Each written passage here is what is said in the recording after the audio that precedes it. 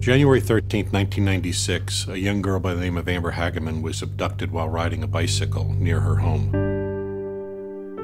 Her body was found 3.2 miles from that location 4 days later, and she had been raped and murdered. Well, I was driving on the highway and I saw on a DOT sign an Amber Alert. And when I saw it, I immediately thought to myself, this could be something that ValueClick could do. We could dynamically render information about an abduction and replace an ad with an Amber Alert. The type of missing child case that would trigger an Amber Alert would be an abducted child that's facing grave danger. At that point, law enforcement determines the best area to issue that Amber Alert. We are immediately notified. We then redisseminate that to our secondary distribution partners, such as ValueClick. That information is then passed through into our creative, things like who the child is, where they were last seen. It will also have information on the suspects. So at the time the alert goes into place, it's then triggering that information and being shown in that same geo area where the child was last seen as well. So we're actually taking to the level of being geo-focused. Geo-targeting is about getting a message to a particular person who is in a specific region of the country. We've had a steady decline in the Amber Alerts each year, and I can't help but believe that because of technology like ValueClick and it getting out there so rapidly and targeted, that some would-be abductors are thinking twice now and not following through with what they would normally do.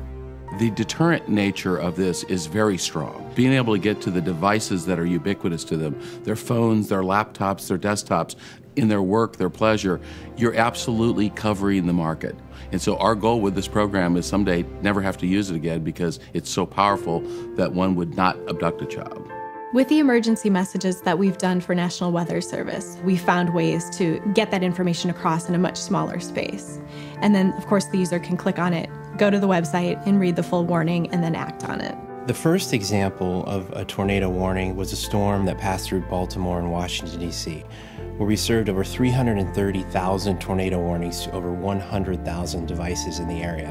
What's really amazing is that you'll see as these storms cross the country, they'll often set off several or dozens smaller storms, and we've been able to reach families in the paths of these storms with very specific messages at very specific times about the tornado that is exactly in their area. And we've been able to do this, many times well ahead of the storm. People are seeing it and they're believing it. They're helping to bring children back home. They're taking action in severe weather events, getting to shelter. So we know that these messages are saving lives. ValueClick really wanted to make this an industry-wide effort. 24/7 Media recently joined with ValueClick and produced the first ever direct connection to ValueClick servers in the case of an Amber Alert.